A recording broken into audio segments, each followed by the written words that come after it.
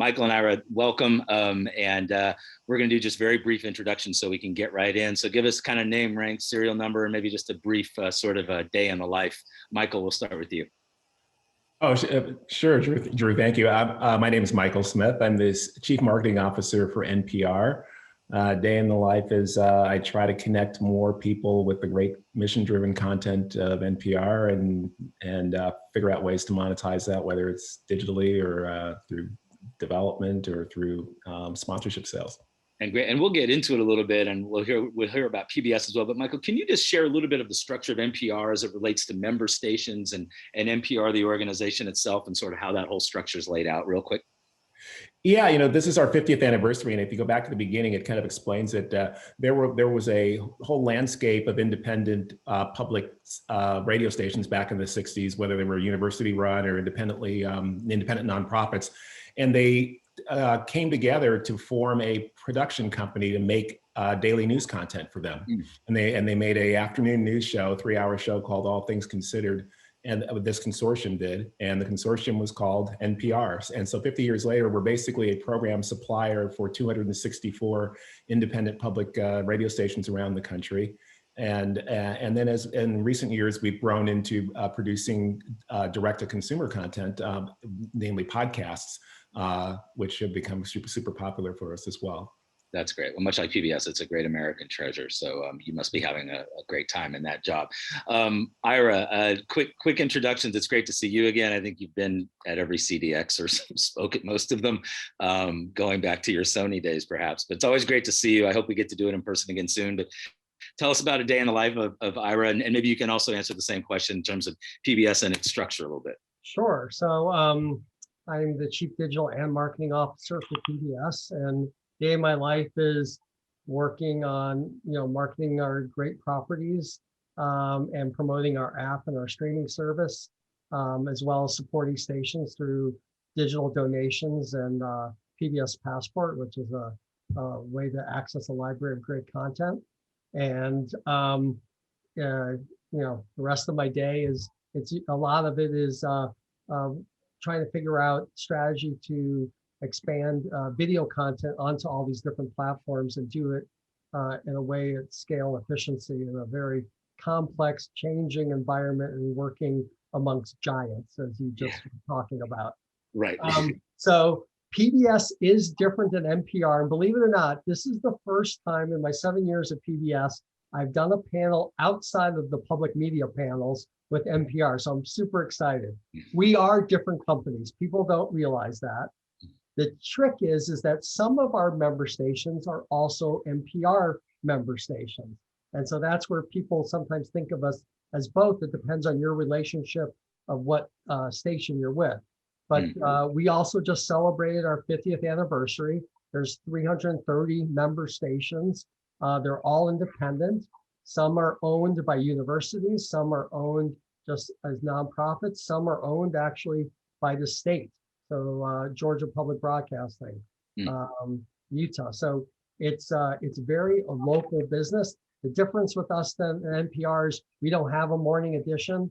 Our shows are made by our producing stations. So a WGBH, a WNET, a WETA, name a few, will produce the shows, and the stations as a membership organization come together to fund to bring it back to their local communities. That's great. Thanks for that setup, and I'm thrilled that we could have PBS and NPR on the same panel at the same time. So this is great. So I'll open up to either of you, and we were just talking sort of Warner Discovery, which has accelerated this conversation around streaming, and Amazon MGM in a different way, but maybe that is to produce content at least in some way. So Ira, I'll start with you, and just in terms of, you've been down this path a little bit with several different companies, whether it's been Marvel or Sony or others, looking at the Warner Discovery deal. But give us your sort of state of streaming from your perspective. You've been in this space for quite a long time, and I'd love to hear your thoughts. I have been in this space quite a long time, from the earliest days. I think what you're seeing is exactly what your speaker just said. It's you got to write billion-dollar checks to be in the content business. And that's just the content side. The technology side is just as expensive. And so in order to reach that kind of efficiencies, to write the checks and cover all those costs, you have to have a lot of content, a lot of eyeballs, a lot of subscribers to pay for this business. So I think, when you see Discovery and Warner and HBO, it's a lot of content. Discovery was a lot of content. Discovery Scripts was a lot of content. Actually, I just heard a story this morning.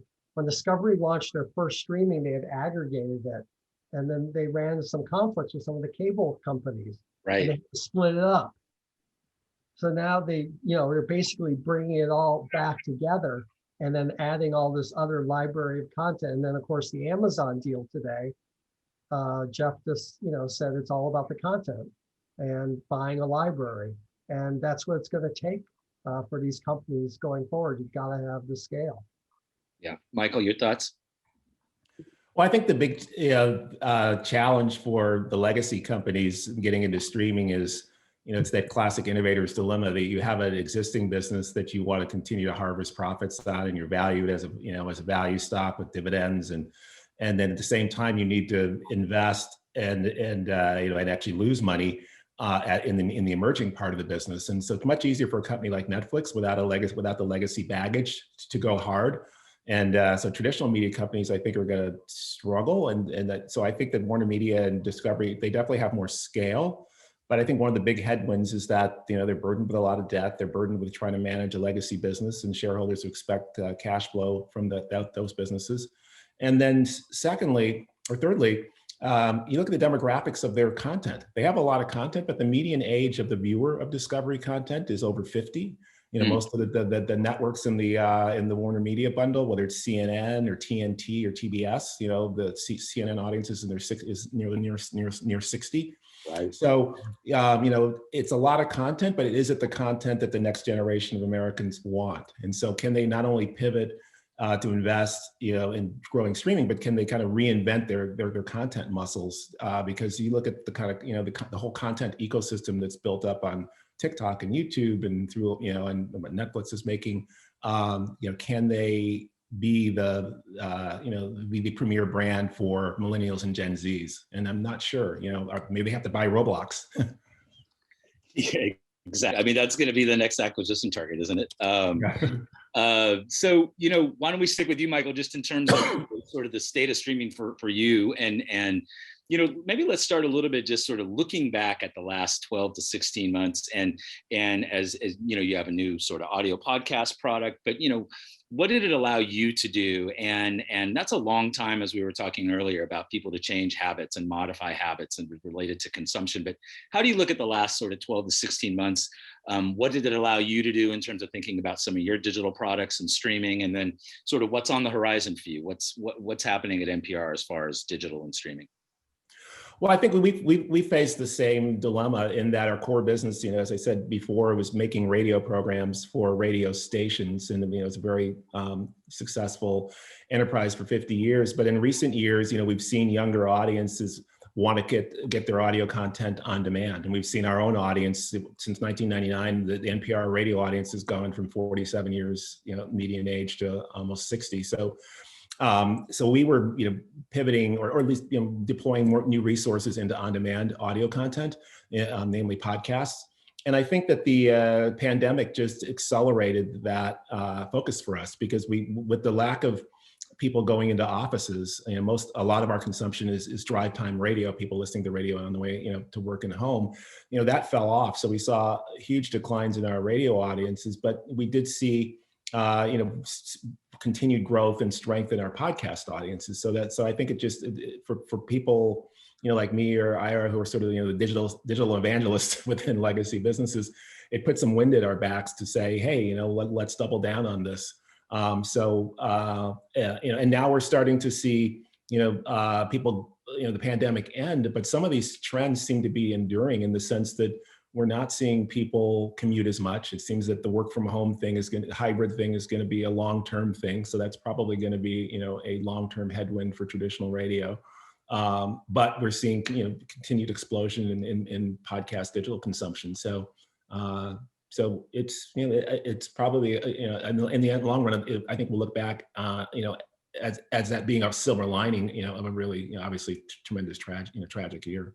Right. And Ira, sort of one thing PBS is everywhere. So first of all, one, I'd love for you to talk about Passport a little bit, but in relation to all of the touch points or all of the distribution points that you have, and Michael, love for you to chime in a minute as well, just in terms of where this app can be. Connected TVs, it's on your phone, it's on all these places.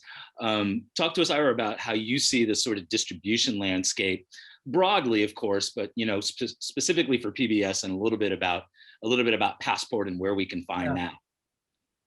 So it's very similar to Michael. We have a legacy business that is actually quite popular. People don't realize how large our broadcast reach is. On an average month, it's 100 million people tune into their local PBS station, and then on our apps, we're at about 32 million on the website or on one of our apps, and then of course we're doing a lot on social media video assets. So it does convert to a lot of streams. I always say we're the biggest secret in digital. We do about 400 million streams a month across our apps. And that is, Michael was pointing out the pandemic. We got that same lift. We also got a very interesting lift from remote classrooms. So as kids were sent home, teachers and parents were leaning into PBS Learning Media and a lot of our learning, educational assets from our content there. And that also saw a huge lift. Now it was like 2.5 million teachers, like doubled. And so, all of this comes down to discoverability. And the apps have to be on all these different platforms. You have your obvious ones, your Apple, your Roku, your Chromecast, but now you're starting to see growth in connected TVs. So now you're talking about Samsung, you're talking about Vizio, you're talking about LG, each with their own platforms. And then of course there's the Roku integrated platforms, and it's just ongoing. And so for a company like PBS, it's very challenging because we have a highly customized app that goes into Passport. So when you log into our app, we localize you to your local PBS station. In some markets, like here in DC, that could be 3 different stations. And so you as a consumer want to be able to pick, but we also want our local stations to be able to bring their great local content to this platform and not have to build their own app and trying to tackle this. So that's a lot of effort, and it's probably one of the things that keeps me up at night the most is how we do all that. But that app is important, and that's where we're driving a lot of digital fundraising. And if you want me to talk a little bit about Passport, Passport is a member benefit that we launched when right after I got to PBS. And it is, if you're a member of your local station, you get access to a library of content. So all the Ken Burns, you want to watch all the Victoria Masterpiece, whatever it is. And, I watch it all. And it's a great value benefit for stations, and it is driving a considerable amount of digital donations and the younger viewers. Michael was alluding to on our apps and on our Passport, the typical donor who's a digital donor through Passport rather than say the traditional pledge tune in, it's about 20 years younger. Is that right? In your 40s. And so again, it's just a different audience, different needs. And as Michael was saying, we also have to figure out how we program for those audiences and how we get content that's appealing to them. Right, Michael, same question. Can you talk a little bit about your distribution landscape and how you see it? Where are you getting NPR out there, particularly on the digital and streaming side? Yeah. Like I said, that we started it with distribution through radio stations, and then for digital, the first step was our website and app strategy, about 10 or 15 years ago, and then the next phase was podcasting, and that's been mainly through Apple Podcasts and Spotify, which are the 2 biggest platforms for distributing podcasts. The exciting thing in that space is that early days there wasn't a lot of revenue there. Now there's a pretty robust ad market on those platforms. And then just, you guys probably read, that Spotify and Apple are now going to direct subscription payments from consumers. So that's another revenue stream. So that's definitely where younger people want to consume audio content. The next frontier for us, and this is really interesting to me in that, when I was growing up, there was a real bright line between consuming content on television versus consuming it on the radio versus consuming a magazine or a book. But the smartphone has sort of changed that. We consume content on one device, but many types of content, whether it's flat content, printed content, video, audio, all. And so we've seen actually that one of the biggest platforms for podcast consumption is YouTube. And young people tell us that they don't see a difference between audio or video or TV or radio. They just see it as, this is just a place I go for for content. And some of it's moving pictures, some of it's just straight audio, some of it's music. It's all in one place. And that's really making us kind of rethink, the kind of content that we make. Should we be getting into more visual content? Is it? We've had a lot of success on Instagram and on YouTube itself with we have a video series called Tiny Desk, which actually started more as a audio show, but is now or an audio idea and is now a really popular video show. So this convergence is really fascinating to me about what will be, the next 5 or 10 years. I mean, our mission is to make really enriching, informational journalistic content that creates, a better society. But, when we first started 50 years ago, it was a radio show. Now, when we think about it, it could, it could be a really popular TikTok, TikTok explainer series, is our latest thing. So that's a good segue. Ira, same sort of question. Thank you, Michael. In terms of, is this landscape now rethinking just in terms of how PBS or what PBS produces as content? Do you have things that are digital only? Do you have things that are mobile only or on your app only? Or, how do you think about it as a programmer? Yeah, it's definitely changing. That's, I think, the best answer. So we do have digital only. We have PBS Digital Studios that launched, I don't know, about 8 years ago. And that has grown to about 22 million monthly users. And it is what I like to think of as what you expect public media content to be on YouTube. And if you looked at YouTube as what TV was 50 years ago, the vast wasteland, how can public media play in that space and bring quality educational content? So there's some great shows, award-winning shows. It's Okay to Be Smart. It's Lit. I can't name all of them. A lot of science and art, what you would expect. And I think it's important for public media and our public media stations to play in that. But YouTube is huge. And so we have to do it as PBS, as public media together, so that the discovery, we all benefit from it. And that's what we're working on right now, just trying to figure out a better way to leverage the YouTube algorithms and discovery and pulling this all together. But we've done a lot of YouTube streaming of like shows that we believe are important that people should see. Frontline episodes are all up on YouTube. They did quite well. The PBS NewsHour is up on YouTube. I think I probably have the stat of what our total streams are. I think basically between all of our content, we're doing about 250 million streams a month on these platforms, Facebook, YouTube, etc. So it's quite substantial.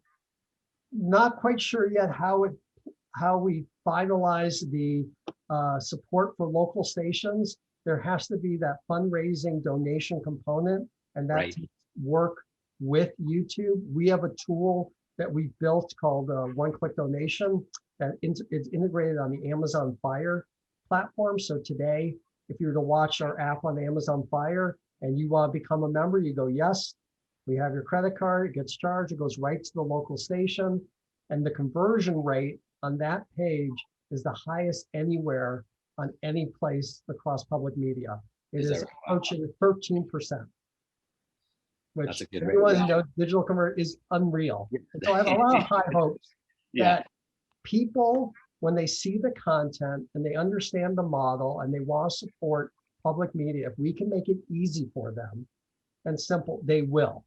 I don't think people are, in today's day and age, are willing to sit through 2-hour pledge shows with those pledge breaks and call a number. Right. Yeah.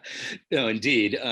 So before we wrap, I do want to touch a little bit on acquisition, and I think your story is, both of your stories is relevant, because unless you just have hundreds of millions of dollars to acquire customers and through traditional marketing, as we may want to call it, you have to be super efficient with any dollars that you do have, and even relying on perhaps the support of some of these platforms, whether it's giving you free space. But just in for both of your products, Michael, we'll go back to you. How are you acquiring customers? What platforms or sites, whether it's Facebook, Insta, Twitter, wherever it might be, what's really working for you in terms of acquiring, let's say, new customers, new viewers in particular, and bringing, first-time folks into the NPR family? Well, definitely for podcasts, it's been a lot of credit goes to our partnerships with the platforms themselves, with Apple and Spotify. I mean, I think, obviously, spoken word content is big to Spotify's long-term growth strategy, and we are one of the top 2 players in the space. So partnering with us has been mutually beneficial. Apple as well seems to be becoming more concerned about maintaining their dominance in podcasting. So, when you have great content, the old content is king, and content that, especially for Gen Zs and millennials these days, are really looking for content that, has a little more of a mission and is a little bit more fact based, especially in the sea of misinformation. We found that especially during COVID, we saw incredible growth in traffic to our digital content and listening to our audio content around just people looking for smart information, which without the bias of left or right or this or that. So I think what we do is really well poised to appeal to younger people, and so the platform partners, I think, understand that. So it's been nice. We've been drafting off of their success as they build out the podcast world. No, that's great. Ira, same question, and just sort of any hidden gems out there for you as it relates to acquisition. Maybe people don't think about it as a great acquisition platform or site, or but how are you driving acquisition there? Yeah, I think there's 2 things. One, of course, content drives a lot of that, and at the limited dollars we do have, we're targeting people of like interest. I'll use examples like country music. Ken Burns' great documentary went after country music fans, regardless if they watched PBS. And so it brought in a lot of new people, but more important, not only going after people, but making the content available on all these different platforms is where you're acquiring them. So we recently launched a FAST channel, free advertised sport television, Samsung TV Plus. We launched a kids streaming channel on that. And that's one of the fastest growing platforms out there. And so if you're not there, you're missing them. Right. So you have to get to all these different business models and platforms and be okay with it. So in the subscription VOD service, there's the PBS, what's called PBS add-on channel. So a Masterpiece channel, a kids channel, a docs channel, that's on Amazon Prime. And that's okay. People want to consume PBS content. It's okay. The revenue does support the system. It doesn't support the local station, but it does support the content creators. And people have voted with their mouse or whatever, remote, that's where they're watching content. But some people like a dedicated app, that's fine. We rely on our stations to help promote that. We promote it. Some people are going to be on FAST services. Some are going to be on AVOD. Some are going to be on YouTube. So we got to really look at acquiring new viewers and supporters across all platforms. That's great. Well, we have reached time. Another 25 minutes zips by. And again, thanks to both of you for doing this, having the first time PBS and NPR together. Let's do it on stage in person sometime soon. And again, thank you so much to both of you for your time. Thank you. Thanks.